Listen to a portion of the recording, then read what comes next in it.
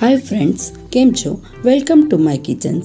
આજે હું તમને ગાજરમાંથી બનતી બે પ્રકારની તદ્દન નવી જ રેસીપી એટલે કે ગાજરનો સંભારો અને બીજો ગાજરનું સલાડ બતાવવા જઈ રહી છું. તો ચાલો માણીએ ગાજરમાંથી બનતી તદ્દન નવા પ્રકારની રેસીપી.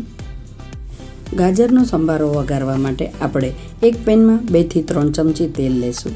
અહીંયા મેં સિંગ તેલનો ઉપયોગ કર્યો છે, પણ તમે કોઈ પણ તેલનો ઉપયોગ કરી શકો છો.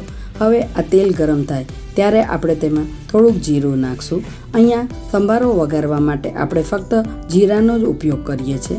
હવે આ જીરું તતડે ત્યારબાદ તેમાં બીજા મસાલા નાખશું, એટલે કે તેમાં થોડીક હળદર નાખવાની અને આ હળદર નાખ્યા પછી તેમાં 5 ચમચી જેટલી એટલે થોડીક ચડિયાતી હિંગ એડ કરવાની.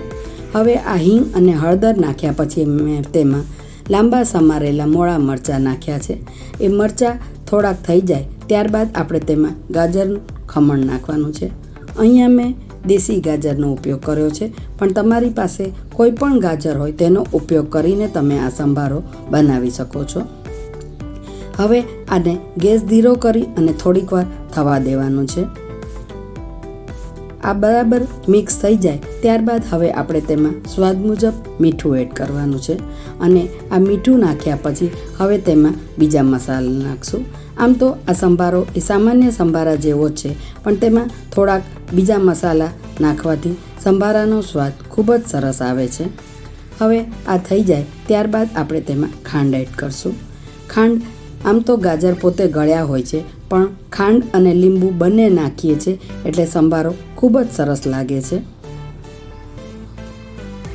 હવે ખાંડ નાખ્યા પછી તે ખાંડ બરાબર મિક્સ થઈ જાય ત્યારબાદ તેમાં બીજા મસાલા એટલે કે મસાલામાં લાલ મરચું પાવડર, તમે જે પ્રમાણે તીખું ખાતા હોય તે રીતે મરચું, અને ત્યારબાદ અડધી ચમચી જેટલો ધાણાનો પાવડર એડ કરવો. હવે ગેસ બંધ કરી અને તેમાં અડધું લીંબુનો રસ એડ કરવો. આ બધું નાખ્યા બાદ હવે તેને એકવાર બરાબર મિક્સ કરી લેવું. યાદ રાખવું કે લીંબુનો રસ નાખ્યા પછી ગેસ બંધ કરીને જ હલાવવું.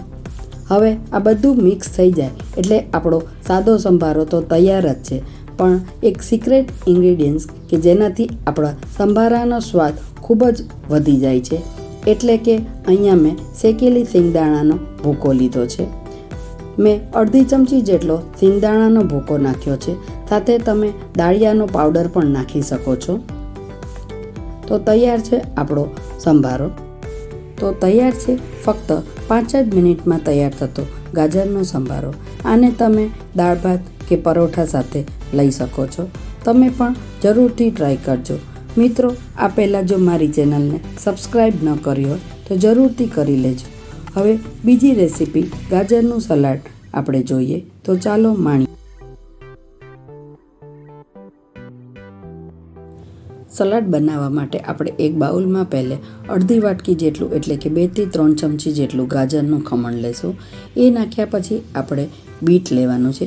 બીટનું પણ આપણે એ જ રીતે ખમણ કરવાનું છે અને એ નાખ્યા પછી અહીંયા મેં દેશી ગાજરનું પણ ખમણ કરીને લીધું છે. તમારી પાસે જે ગાજર અવેલેબલ હોય તે લઈ શકો છો, પણ સલાડ છે એટલે અહીંયા મેં બંને જાતના ગાજર લીધા છે. હવે આ બધું નાખ્યા પછી તેને બરાબર મિક્સ કરી લેવાનું. તે નાખ્યા પછી તેમાં દાડમના દાણા નાખવા અને દાડમના દાણા નાખવાથી તેનો ટેસ્ટ ખૂબ જ સરસ આવે છે. હવે ત્યારબાદ તેમાં બધા મસાલા એડ કરશું.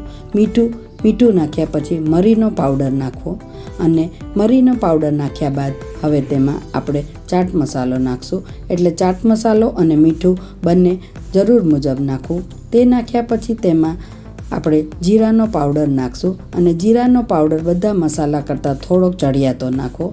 જીરાનો પાવડર નાખ્યા પછી જો તમે તીખું ખાઈ શકતા હોય તો તે પ્રમાણે મરચું પાવડર અને ત્યારબાદ તેમાં આપણે ધાણા જીરાનો પાવડર એડ કરશું. આ બધું નાખ્યા પછી હવે આપણે તેને ધીરે ધીરે આવી રીતે ચમચી વડે હલાવી લેવું અને તે નાખ્યા બાદ આપણે તેમાં કોથમીર એડ કરશું. તો તૈયાર છે ફક્ત ગણતરીની મિનિટોમાં જ બનતું ગાજરનું એક નવા જ પ્રકારનું સલાડ. આ એક ખૂબ જ પૌષ્ટિક સલાડ છે અને બાળકો ગાજર અને ફ્રૂટ છે એટલે ખૂબ જ હોંશે હોંશે પણ ખાય છે.